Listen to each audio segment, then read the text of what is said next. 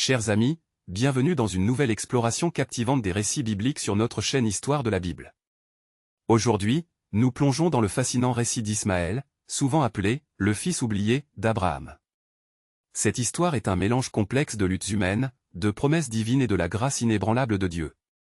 Si vous êtes inspiré par les histoires intemporelles de foi, d'héritage et de rédemption, vous êtes au bon endroit. Avant de démêler les profondeurs du parcours d'Ismaël, n'oubliez pas de vous abonner à notre chaîne pour rester connecté aux enseignements bibliques riches en sagesse. Activez aussi la cloche de notification pour ne manquer aucun épisode passionnant. Maintenant, embarquons ensemble dans ce voyage éclairant. Dans Genèse 15, Dieu apparaît à Abraham et lui fait une promesse extraordinaire, il deviendra le père d'un grand peuple et ses descendants seront aussi nombreux que les étoiles du ciel. À cette époque, Abraham, alors âgé de 86 ans, n'avait pas encore d'enfant avec sa femme Sarah, encore appelée Sarée, qui était stérile.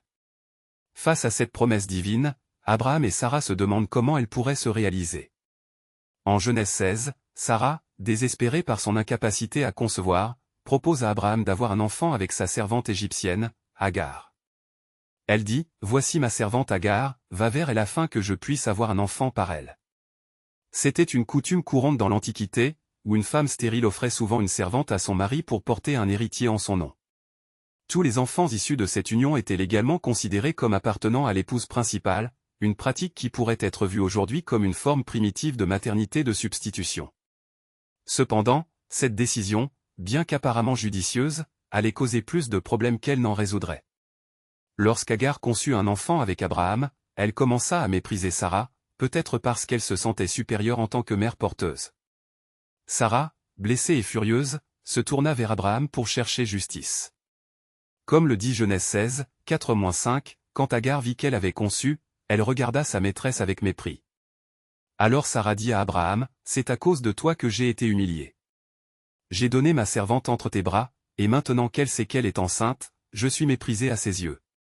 Que l'Éternel soit juge entre toi et moi. » Perplexe face à cette situation, Abraham permit à Sarah d'agir à sa guise. Malheureusement, cela conduisit à la maltraitance d'Agar, qui décida de fuir dans le désert.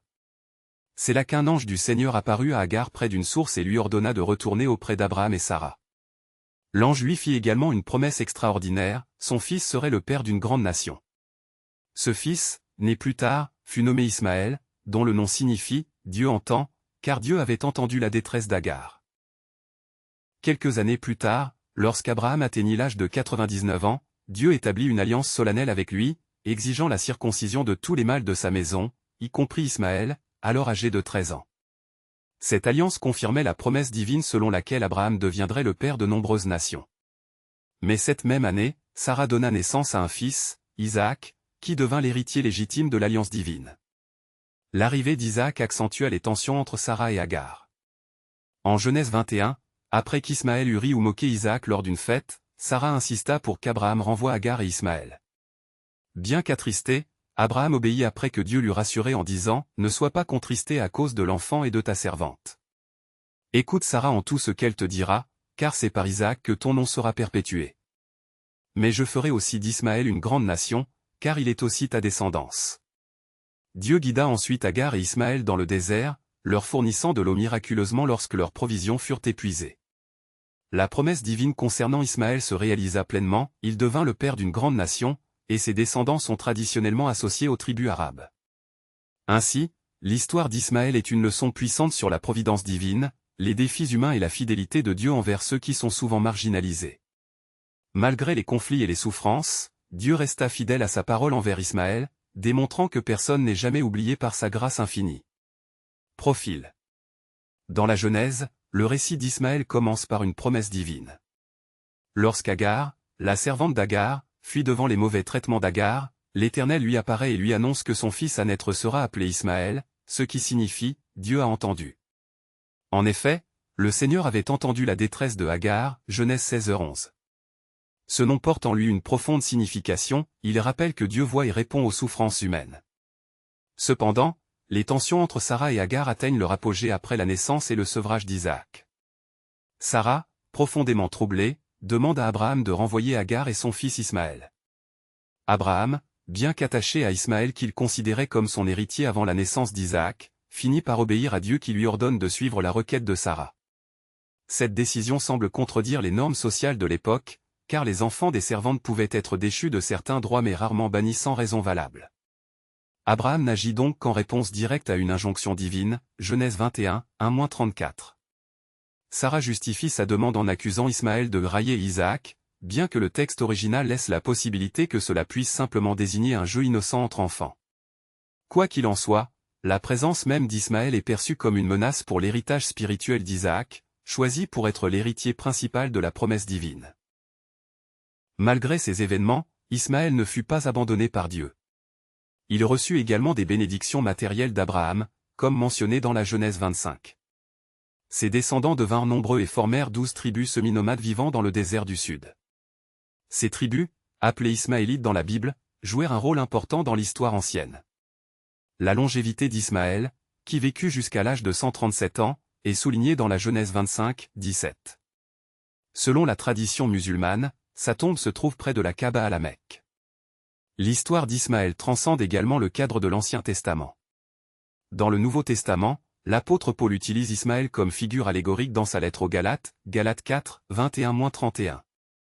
Ici, Ismaël représente ceux qui sont sous la loi, tandis qu'Isaac symbolise ceux qui sont libres par l'Esprit. Cette interprétation théologique met en lumière la distinction entre deux alliances, celle de l'esclavage et celle de la liberté en Christ. Le nom, Ismaël, apparaît aussi dans d'autres contextes bibliques. Par exemple, un descendant de Saul et Jonathan portait ce nom, ainsi qu'un haut fonctionnaire sous le règne de Josaphat et un prêtre au temps d'Esdras, Esdras 10h22. Toutefois, le personnage ismaélite le plus célèbre après le fils d'Abraham est probablement Ismaël, fils de Néthania, membre de la maison royale de David. Pendant la domination babylonienne sur Juda, cet Ismaël assassina Godolia, le gouverneur juif nommé par Nabuchodonosor, Jérémie 41, 1-15. En conclusion, Ismaël, bien qu'exclu de l'alliance spécifique faite avec Isaac, reste une figure centrale dans l'histoire biblique. Dieu l'a protégé, béni, et lui a donné une descendance nombreuse organisée en tribus influentes. Les Ismaélites, ses descendants, ont joué un rôle majeur dans l'histoire des peuples sémites. Leur lien avec les Arabes modernes est largement accepté, notamment parmi les musulmans, qui voient en Ismaël un ancêtre fondateur. Cette connexion est soutenue par des traditions religieuses et des textes anciens, corroborant l'idée que les Ismaélites constituent une part significative de l'ascendance arabe contemporaine. Il est peu probable que tous les habitants de l'Arabie descendent d'Ismaël, car les descendants de Sa et ceux d'Ésaü ont également peuplé la péninsule arabique. Bien que certains Arabes modernes puissent faire remonter leurs origines à Ismaël, il n'en demeure pas moins que tous les Arabes ne sont pas ses descendants, contrairement à certaines affirmations musulmanes.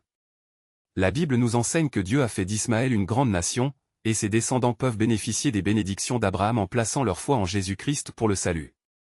L'histoire d'Ismaël, fils d'Abraham, dépasse largement une simple biographie individuelle, elle révèle une partie essentielle de l'œuvre divine et du dévoilement de sa grâce dans l'histoire du salut.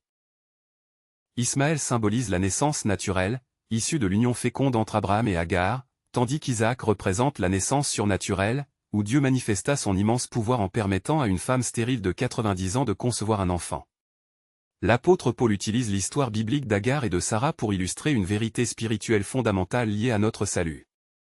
Dans Galates 4, Agar symbolise l'ancienne alliance, enracinée dans les œuvres humaines et la loi selon la Bible, tandis que Sarah incarne la nouvelle alliance, basée sur la grâce divine par l'œuvre rédemptrice accomplie par Dieu pour l'humanité.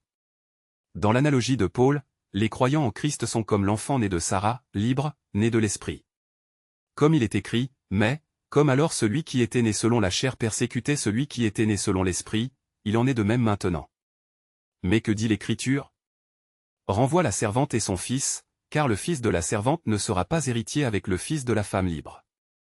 Ainsi, mes frères, nous ne sommes pas enfants de la servante, mais de la femme libre. Ainsi, nous, les croyants, nés de nouveau, engendrés d'en haut, transformés spirituellement, renouvelés et dédiés à sa volonté, ne sommes pas enfants de la servante au symbole de la naissance naturelle mais de la femme libre, symbole de la naissance surnaturelle. En conclusion de cette exploration captivante de l'histoire d'Ismaël, nous sommes rappelés à la riche tapisserie de l'expérience humaine tissée dans le tissu de la Bible. Notre chaîne Bible Stories est dédiée à donner vie à ces récits, offrant des perspectives qui résonnent à travers le temps et les cultures. Si vous avez été touché ou inspiré par le voyage d'Ismaël, nous vous invitons à vous abonner à notre chaîne, à aimer cette vidéo et à la partager avec vos proches. En faisant cela, vous contribuez à la croissance de notre communauté et aidez à diffuser la sagesse encapsulée dans ces anciens récits. Merci d'être une partie de Bible Stories. Jusqu'à la prochaine fois, que la grâce et la sagesse des Écritures éclairent votre chemin. Abonnez-vous, partagez et restez connectés pour plus d'histoires enrichissantes tirées des pages de la Bible.